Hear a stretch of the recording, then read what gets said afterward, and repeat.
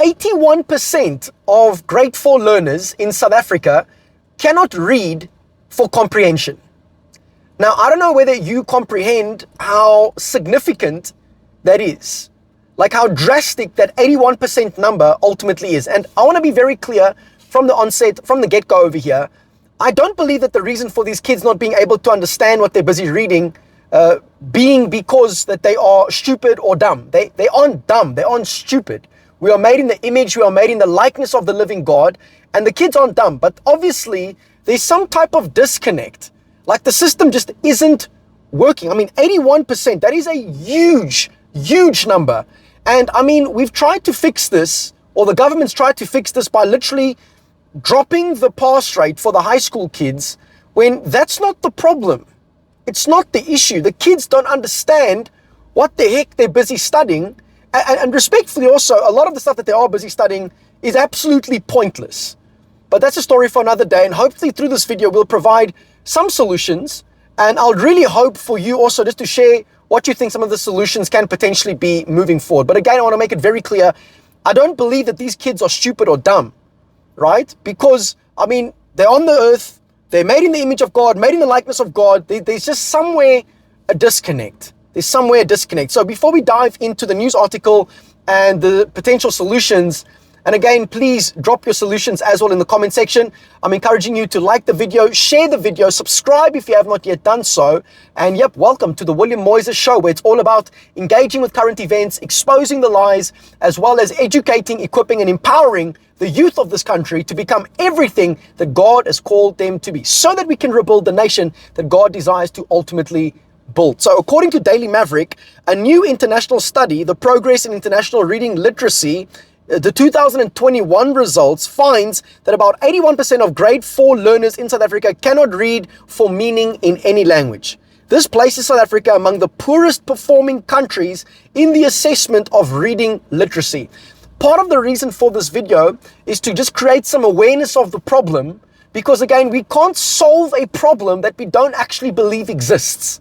And this is a major threat to the future of this country, because what happens is, if kids don't understand what they're busy reading, they grow up to become adults that maybe have knowledge, but they don't have wisdom. They know perhaps the facts and the figures, but they don't know why it's playing out the way it's ultimately playing out. They don't know that there's something called cause and effect, that if you make these type of decisions, these are the consequences that come from that, and here's the reason why. And we don't need a society where people have got knowledge and they know the facts and the figures, but they've got no wisdom, meaning they've got no understanding, no sense of having a knowledge base and an understanding of things that do not change.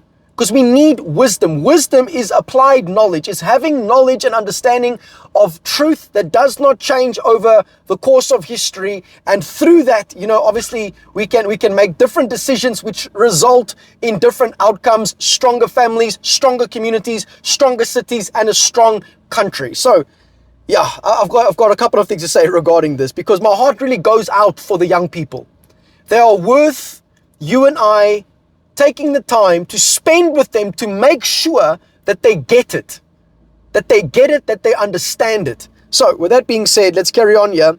Also, according to Daily Maverick, the figure has worsened from about 78% in 2026 to 81% in 2021, which suggests that the literacy gap has widened over the years, in part due to disruptions like COVID-19, which I also believe is one of the greatest injustices to the young people of our generation, because we literally told them, go lock yourself in a house, don't talk to anybody, put a mask on your face, and here's some free money from the government. And it's an absolute horrific thing that happened, and we are still seeing the consequences of that. But praise God that He is with us, and He'll give us the strength and the wisdom, the discernment that we need to rebuild the country from the ground up. So couple of things over here. There's three different types of people that I want to talk to, and I believe that this is part of the solution. But again, use the comment section as a solution box over there so we can try and see what's going to be the best way forward. But there's three types of people I want to address here. But before I address that, let me address what the term education actually means. The root word of education actually comes from the Latin word that says to lead forth. So to lead forth from darkness, which is, metaphorically speaking now, to lead forth from darkness, which is ignorance. What is ignorance? It's ignoring the truth. To lead forth from darkness into light, revelation, knowledge, having a sense of understanding of how things actually work according to God, not according just to our own opinions. And again, if any of us want to live within a free society or experience freedom, it starts by you and I acknowledging that there is a God, that you and I are not God, and that He loves us and wants us to grow and become the men and women that He's ultimately called us all to be. So that's education. So with that being said, God did give parents part of the responsibility, the main part of responsibility to educate their children. So I want to make that very clear. God did give parents the responsibility to educate their children, not to hand them off to the government to educate them, but for the parent to educate the child or children. Now, I know that within the society that we are living today, parents are busy, careers are happening. I get that. However, that is not an excuse for you and I as parents not to educate our children, to spend time with them. But I'm too busy, William. Is your kid's life not worth it? Does your child's life not matter to you? Does your child's future not matter to you? Or have we become so selfish as parents that we just hand off our responsibilities to any Tom, Dick, and Harry to get them to educate our kids? No, we have a responsibility to educate them. We have a responsibility to make sure that they understand what's busy cooking, what's busy happening, and more so, to train them up in the ways of the Lord.